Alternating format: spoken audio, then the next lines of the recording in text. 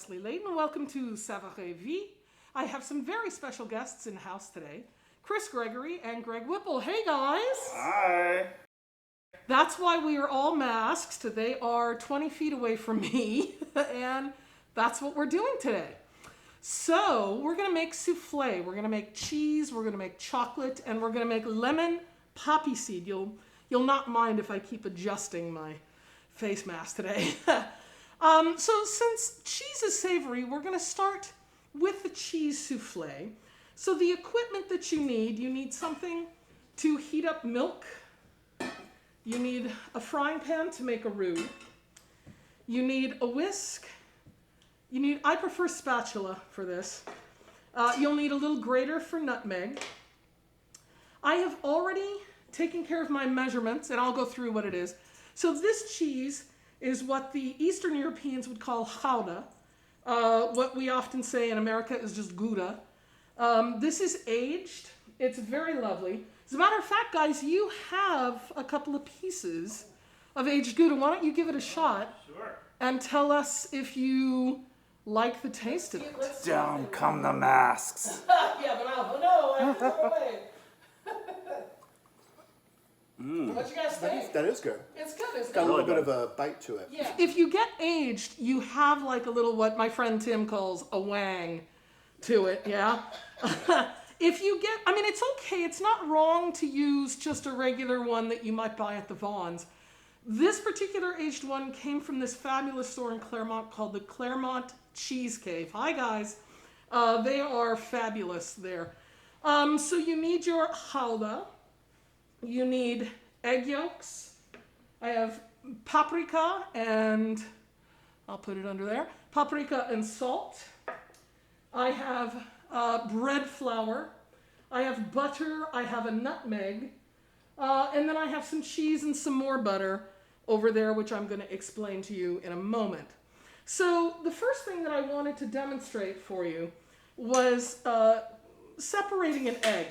Because for a lot of people, they haven't done it before, and it's something that really freaks them out. And it's really not, it's not hard. So I have two bowls because I don't want to mix up my egg yolks and my egg whites. If you get yolk into whites that you're trying to fluff for, say, soufflé, the egg yolk makes it heavy. The fat in the egg yolk and the protein will weigh down the egg whites, and you'll find they won't actually whip up the way you want them to. So we're just going to take this. Two ways you can do this. You can use the eggshell like that, or your impeccably clean hands, as Julia Child would say, and you can use your hands like this and just separate. So now I have a yolk and I have whites, and there they are in two separate containers, and you definitely don't want to mix them up. So that's how you do it. It's really very simple. I need the guy who sits under here where Julia used to throw things at him. That's literally how they did it. So that's how you separate an egg. Very, very simple. So what you're going to do to make your cheese soufflé, and at the end of the episode, I'll have the full recipe for each of these soufflés. So I'm going to take bread, this is AP. The dessert ones use bread flour. This is AP flour, or all-purpose flour. So I'm just going to throw some flour into a pan, frying pan, which I'm now going to turn on. And the first thing I did, of course, was preheat my oven. Come on. Sometimes it's so stubborn. There we go. I've preheated my oven to 400 degrees Fahrenheit. I have convection, so I've set my oven for convection. If you have convection, soufflés like convection. If you don't worry about it. I've done it in plenty of still ovens. It works just fine. So what we do is we melt. So we have 3 tablespoons of AP and 2.5 tablespoons of butter. I use non-salted butter because I find in the cheese soufflé, if you're not careful, the cheese itself has a lot of salt in it. So if you keep adding salt, eventually you're sad because it's too salty. Have you guys ever made a roux? years ago, it did not end well. What went wrong? Do you remember? It was too. It became too chalky. I don't Oh. know. I don't know exactly what I did, but it just got too chalky. I think I was trying to make mac and cheese or something. And It happens. I know Rue McClanahan from the Golden Girls. Yeah, not that kind of roux, but that was good. I like it. So, idea of a roux, when you mix fat with flour, it makes like a paste kind of. And the reason that you do it in a frying pan is because you want to heat it up so we have a chemical reaction. What this is going to do is it's going to provide a thickener for our milk shortly. You'll notice in the overhead camera that the roux is not getting very brown. For this recipe, you don't want the roux to get brown. The longer you cook it, the browner it will get, and the more thickening agent you have. So I'm going to leave it right there, and that's just going to sit there for a moment. I'm going to take my pot. I have here 1 cup, 8 ounces of whole milk. I prefer whole milk for this recipe. You could use reduced fat. It's not wrong to do so. All right, we'll use the other burner. When in doubt, use the other burner. So what I'm going to do is I'm going to heat my milk up to where it gets small bubbles, little bubbles. And the little bubbles tell me that we've hit a moment of steaming, right? We just want to steam the thing. You guys have had the cheese souffle before, haven't you? Here? Or is this going to be your... I think your this is I my think this is first. going to be our virgin. This is your virgin ride? Wow. Yes. How'd that happen? Virgin flight. It's the virgin flight. It's Oh, one my of goodness. few I have left. I love it. Well, while that's steaming, what I'm going to do is I'm going to take a bowl, and I have my egg yolks. In this particular case, I have 5 egg yolks that I pre-measured earlier. And I'm going to get all of that out of this lovely little container. I pilfered every container I owned in order to do this. And now I'm just going to beat the eggs with my whisk. Yay, they're providing music. Perfect. So I'm beating them just to where they're kind of a canary yellow. And then I'm just setting them aside. Now I'm looking at my milk, and my milk is indeed starting to get little bubbles. So what I'm going to do with my little bubbles is I'm going to bring this over here. I'm going to put this guy back here. And I'm just going to do what we call tempering the eggs. So if you put egg yolks directly into a hot liquid, the egg yolks, have you ever done that? And then they curdle? Oh, yes. And they cook? Yuck. So what you need to do is you take your egg yolks with your whisk, yeah? And very gently and slowly, I'm going to add some of the hot milk to the egg yolk, and I'm just whisking it so that it cools off. This is called tempering. There we go. And then when I get enough in there, I'm going to turn the heat down on my milk. When I get enough in here, and I'm feeling the bottom of the pan, and it's warm enough, now I'm just going to transfer it, because it's not going to break now, yeah? So you temper your eggs, they won't break. That's what we call it in the kitchen when they curdle and they kind of cook, is breaking the eggs. We actually know what it's like to burn boiled eggs. Oh, really? You burn boiled eggs? Like recently, we were like, hey, let's boil some eggs for the morning, and we sat down and started watching something on Netflix. Uh-oh. And oops, we were like, what's that smell? 2 hours later. 2 hours later, you're like, oh my God, we've ruined the pot. Yeah. Yeah. Now what I'm going to do is I'm going to add my roux. It's a little warm. That's the thing about cooking with copper, with a brass handle. So you can't touch it. It's all good. So I'm just going to put my roux that we made a couple of moments ago into my milk and my egg yolk mix, like this. All right, we'll get rid of that. And then I'm just kind of whisking for right now. I'm going to whisk it. There we go. Perfect. So, It's making a nice thick liquid. Come on, I'm gonna try to light the other one. It just really just doesn't want to light. Oh, you're being difficult today. It's like, I know you're filming. I'm not gonna work. I'm gonna be a problem child. It's like IT in a conference call. Oh, I'm telling you, right? So you want to keep stirring, and I think I'm gonna whisk because this is cooking a little more than I wanted it to. That happens. But it's easy enough, as you can see, with my whisk. I'm just going to beat it out. There we go. Not a problem. There we go. Actually, that's pretty thick. I don't think we want it any thicker than this, so it should be thick that you can pull it on a whisk and go like that. Looks kind of yummy, doesn't it? It probably would taste kind of gross, but that's okay. I'm only saying that because, you know, it's flour and milk and, you know. I was going to say, once you add the sugar, I'll lick the beater. Then you put in, I don't want to put my cheese in, I'm going to put in my, so this is paprika and a little bit of salt. Come on, out you go. Out you go. It's like, no. You know, they all know when you're filming. It's like, no, I'm not going to work. Do you want me to come out of here? No. No, I refuse. So I'm going to mix my my fabulous ingredients in here. The paprika just gives a nice little flavor to it, and then you put in your cheese. Now, full disclosure, the classic way to make this is with just the Gouda cheese. I see you have a visitor.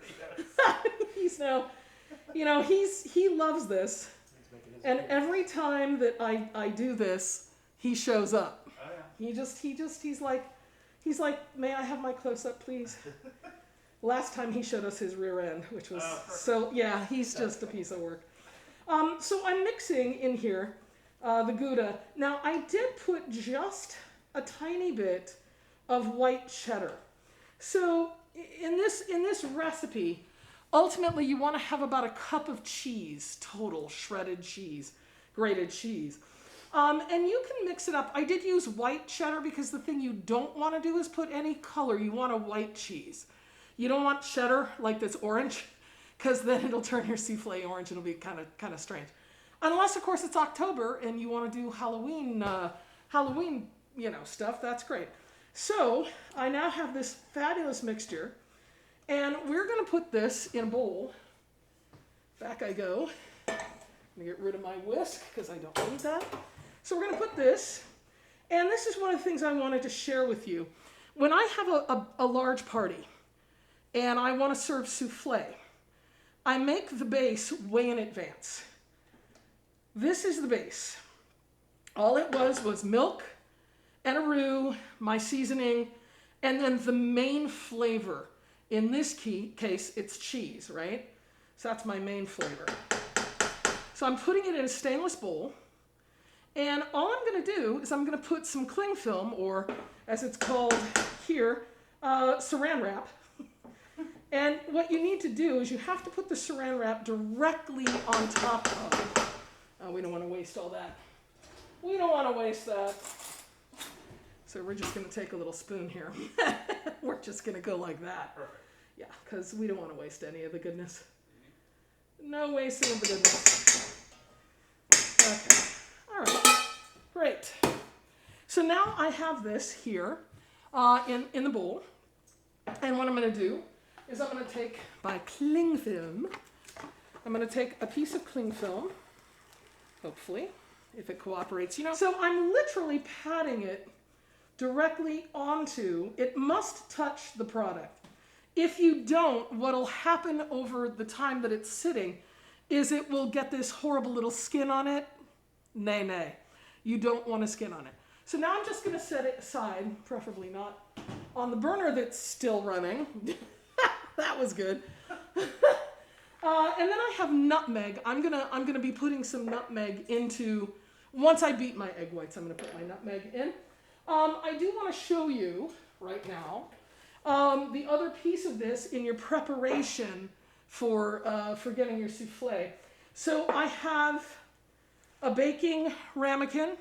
It's just your standard French, what they call a ramekin. This is a large size run. I have some kind of soft butter with my impeccably clean hands. Again, thank you, Julia Child, for that one.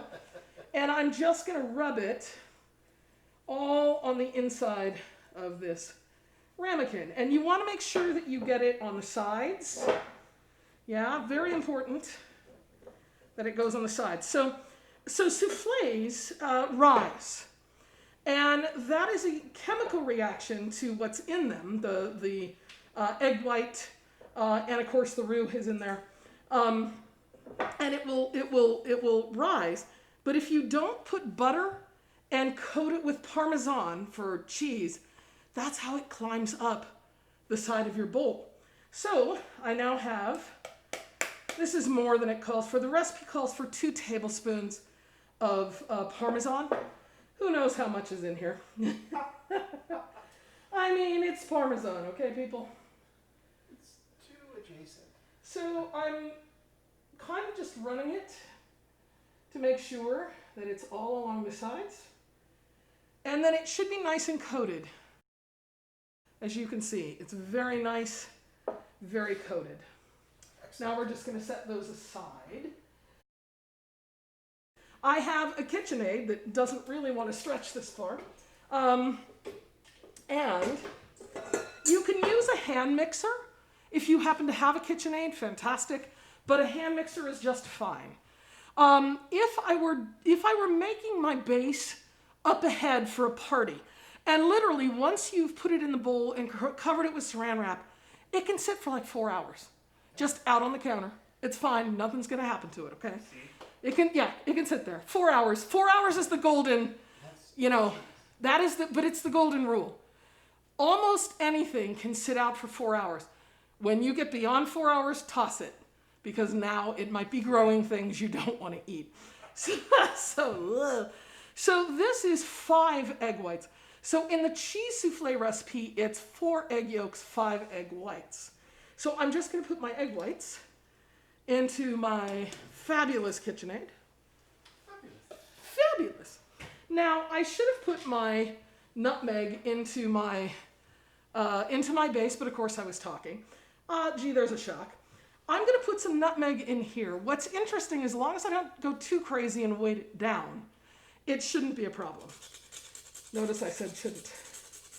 I mean, the thing is, when you're cooking in the kitchen, you're going to make mistakes. We all do. I've made this recipe a million times. I'm talking. Forgot the nutmeg. So you do need the nutmeg, though, because flavor.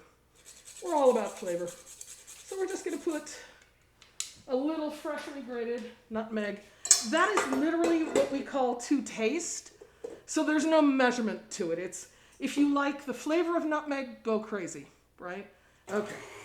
So this is now going to do its thing. So we've been beating these egg whites for, I don't know what, 5 minutes, roughly.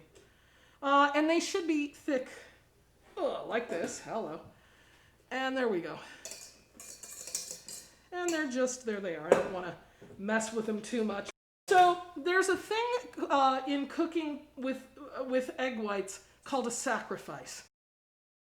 The sacrifice refers to when you take that first little bit. You aren't very delicate on the first one. You really are not delicate. And I should have used a larger bowl. That's okay. I'll use the KitchenAid bowl next. So you can see that I've kind of really been not delicate in doing that. So, you always sacrifice a little bit of the air in the first part, and then you're a little more gentle, shall we say, when you do the next. And you the idea is to pick it up, go into the center, come down, flip up, center, flip up, and then you turn the bowl, and that's how you incorporate egg whites without taking out the air. Except for that first bit. That first bit. Is this what they call folding? Yes, this is what they call folding. Very good, yay! We learned that. I We learned watch that from YouTube. Schitt's Creek. Did you really? Let's show it. Yes. Yes. So I am folding, and I'm folding to incorporate my egg whites. I usually, when I get toward the end, I try not to take out the air, but what I don't like to see is when you get it in a bowl and you can see unincorporated egg white. I hate that. So I do without, without completely destroying it. It's almost as bad as unincorporated Orange County. I don't know if it's as bad as that. Something tells me there's not. No, I won't say that, but that's kind of what I was thinking.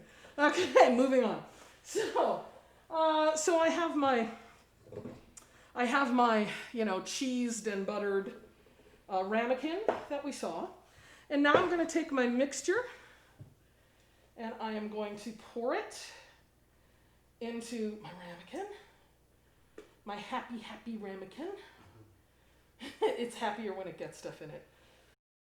That's what it looks like. And then we're going to lower the oven to 375 degrees Fahrenheit, and we are going to bake this for 25 minutes. So hey, while the cheese souffle is cooking, I'm going to turn it over to my really good friends, Charles Lane and Tizoc Brenes, who are going to tell you all about champagne. Take it away, guys.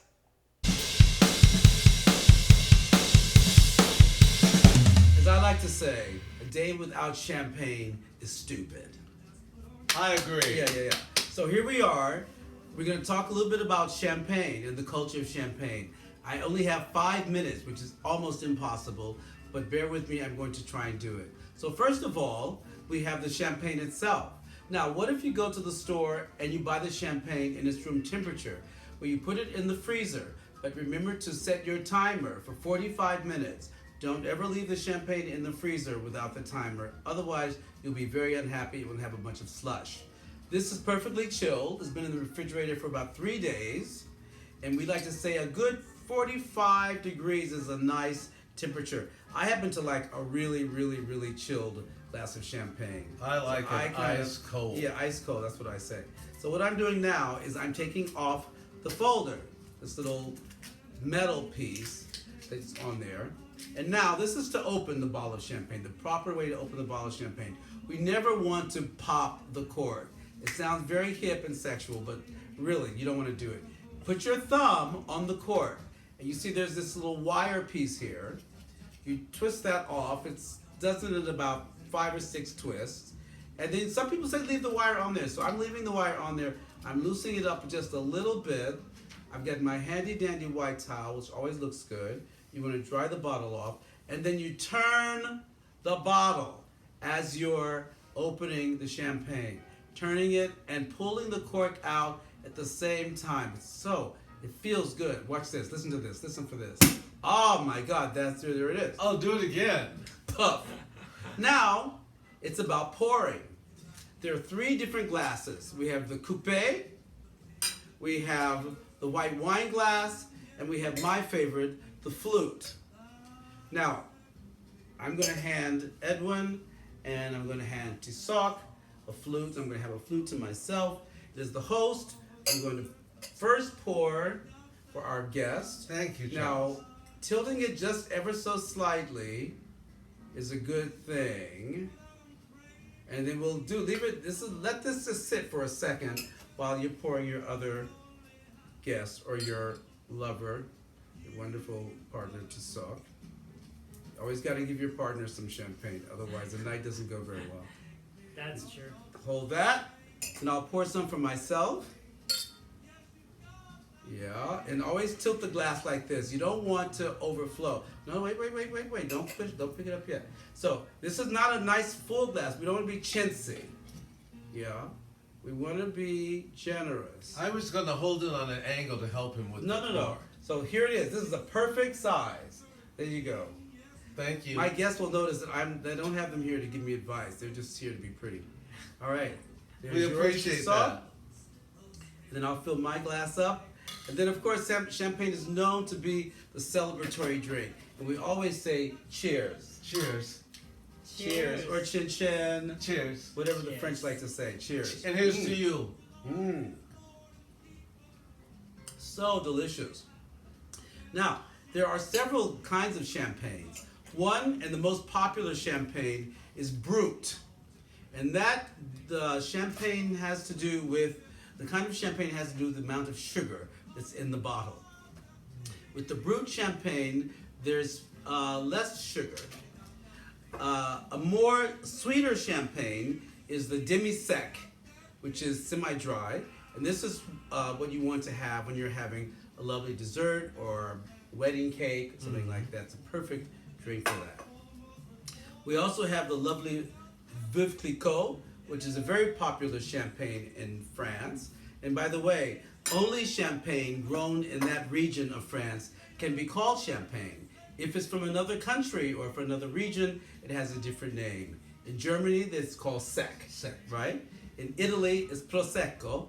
And then, of course, in Spain, it's cava. In the United States, we call it sparkling wine. But only when it comes from the region of France that it can be called champagne. So, what do you do once you've finished your bottle of champagne, or you have some left over and you want to save it for the next day?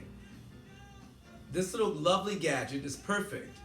You put it on the top of the bottle of champagne and you clamp it down and you put it in your refrigerator ready for the next day. Now, if you have a party, an afternoon lunch or something like that, and you want to make a champagne cocktail, I recommend a Kir Royale, which is made with champagne and Chambord. You put a little bit. Now, this isn't a great example because this champagne is rosé, which is another popular champagne, and which is the champagne we prefer here at 255 Grand. And what is this champagne called, Tizoc? It's called Aliment Launier Crémant d'Alsace. Can you say it again? Aliment Launier Crémant d'Alsace. Fantastic. I love it because I love the color. The pink blush, for me, is the quintessential look of champagne. And this is why I buy this one, because of the color. Now, you're wondering why I'm drinking this champagne out of a white wine glass. Well, as it turns out, the sommeliers these days prefer drinking champagne out of a white wine glass because not only do you get the bubbles, but you get that fantastic aroma of the champagne, which is very fruity and sparkly. And champagne is also good with anything you would like to eat. Champagne is good with peanuts, it's good with cherries, it's good with dessert, it's good with cheese, it's good with a green salad. The French like to have it at breakfast. And of course, at brunch, we serve champagne with orange juice, which is called a mimosa. So, the best part of the champagne experience, of course, is drinking it with friends, which is what we're doing now. Thank you. Cheers. Cheers. Keep drinking champagne. And, oh, here's another bit of advice before we go. Never, ever, ever take a cheap bottle of champagne to a host. And if your host is a great champagne drinker, call them up and say, listen, I was thinking about bringing some champagne. Which would you recommend? I recommend the Grande Dame. All right. By Veuve Clicquot. All right. It's always a hit. Yes. So keep drinking champagne. And as I like to say, a day without champagne is stupid. Thank you, Charles. Cheers.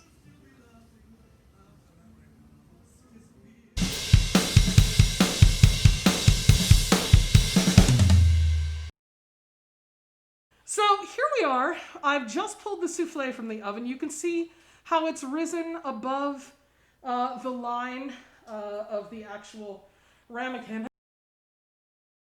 Classically, how you do this, you take 2 spoons, you turn them back to back, plunge them, and push it aside.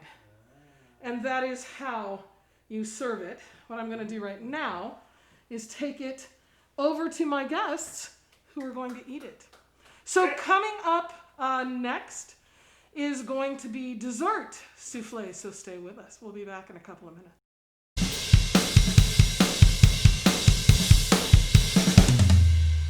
Here we go.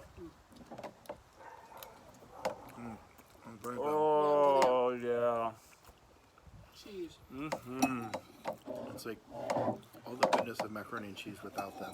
Without pasta. Without the pasta, yeah. The pesky calories. Oh, yeah. Well, I was gonna say. Pasta has its place. This definitely has calories to it, but not the pasta calories.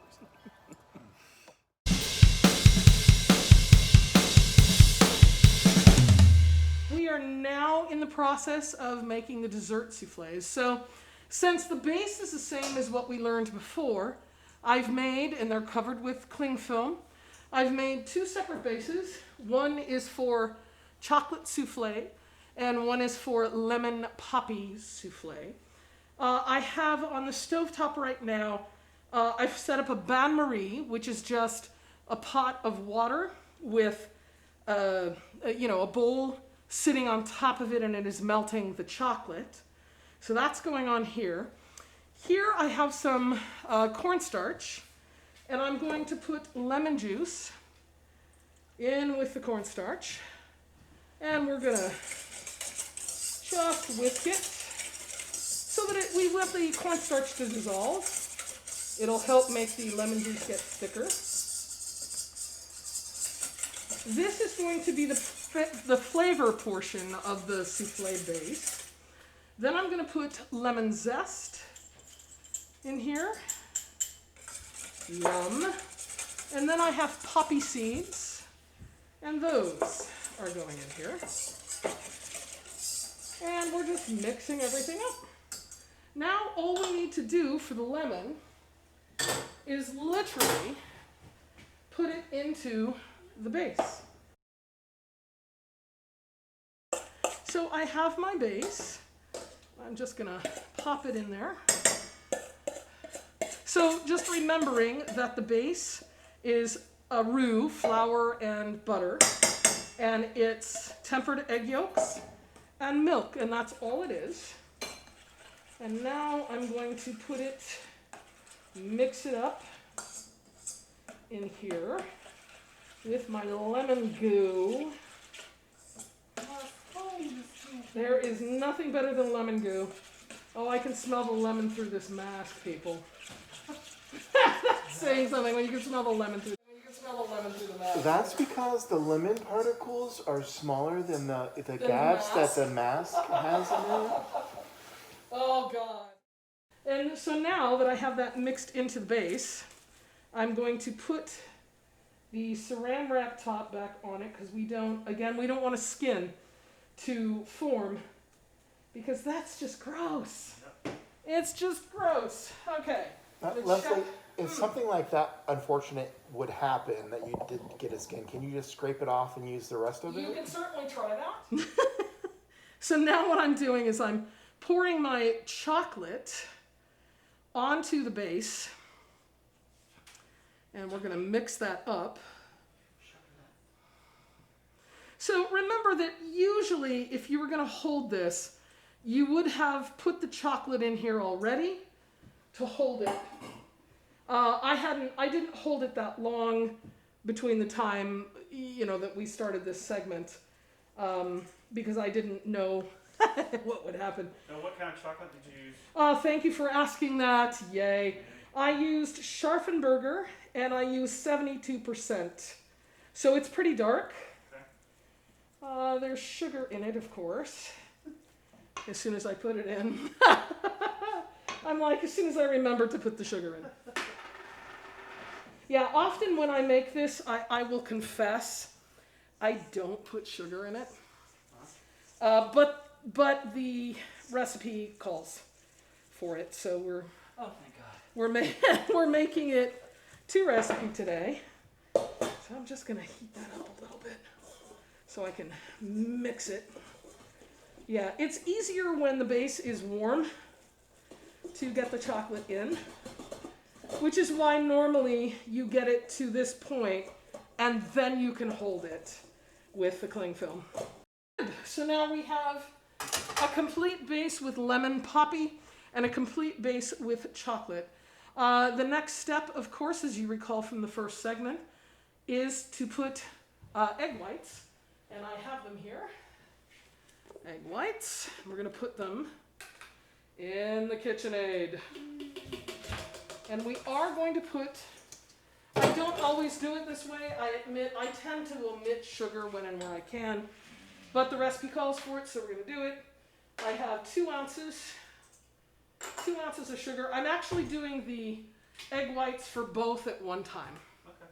And then I'll just split them.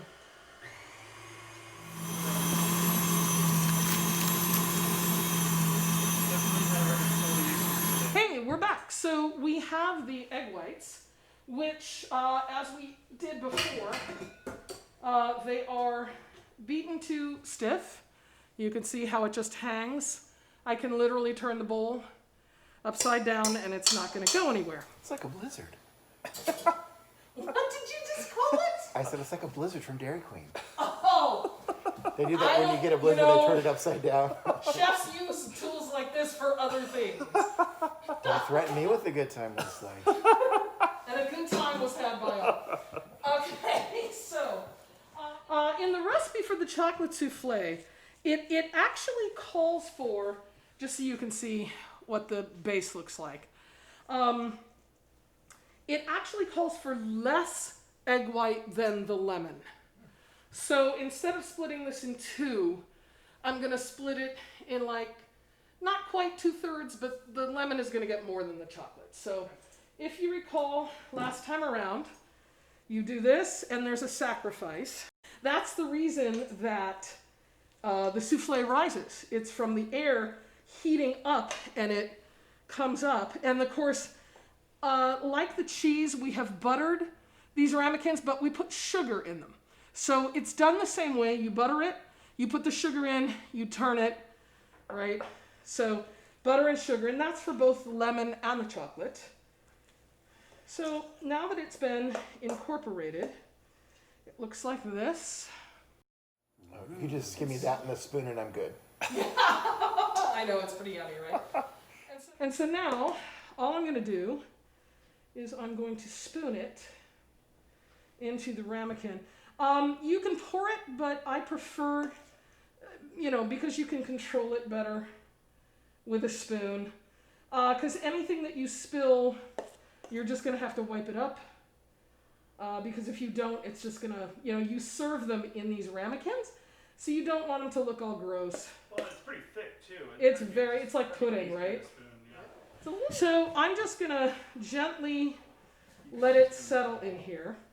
And I think, because I don't want it to fall, I'm going to put these 3 in and set the timer. So it should be 12 minutes from the time it goes in. It's at 375, just like the cheese souffle. Don't put them on a pan because that will change the manner of cooking if you put it on a pan. So they have to go in. All right, now we're going to take the other half of our fabulous goop, and we're going to have lemon goop. Lemon goop. Lemon goop. Okay. And we're going to toss this around with the cling film. And now we're going to take our sacrifice into the lemon. I'm just going to mix it. Oh, see, this is more my thing, lemon. How's that tasting, guys? So good. Delicious. Yeah? It's your wheelhouse? Oh yeah. Okay. Reminds me when I was a kid, licking the spoon. It's good. It's the fun. Although. It's so fun because the poppy seeds look like little polka dots. They look like little polka dots on a little lemon dress. Food is fun. Come on, food's supposed to be fun. That is how we make it. We'll see you back in a couple of minutes when everything comes out of the oven.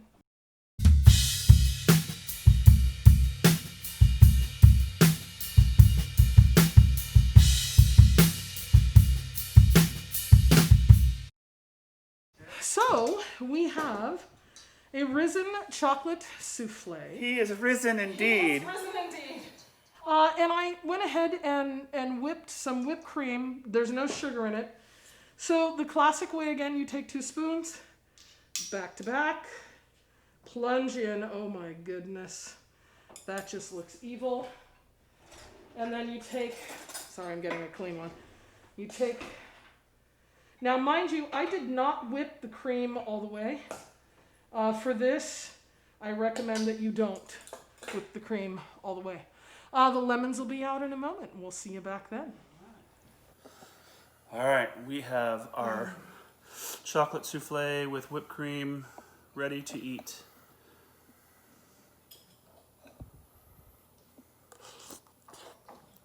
How is it, guys?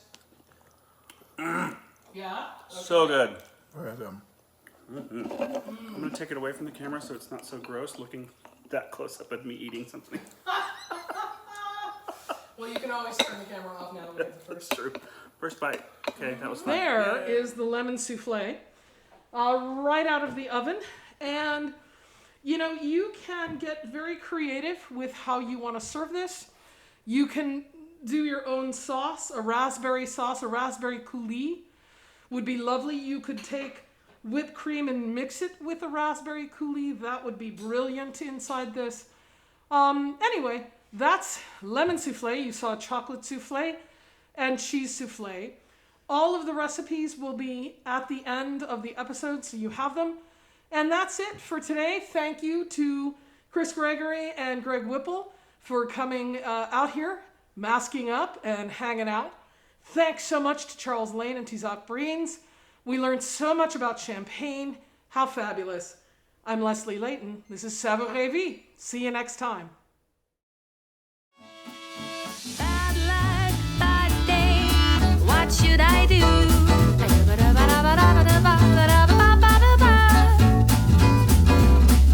luck, bad day. What should I do? Bad luck, bad day. What should I do? Good. So, here we are. This is segment, what is this? Whatever, the back end of the cheese.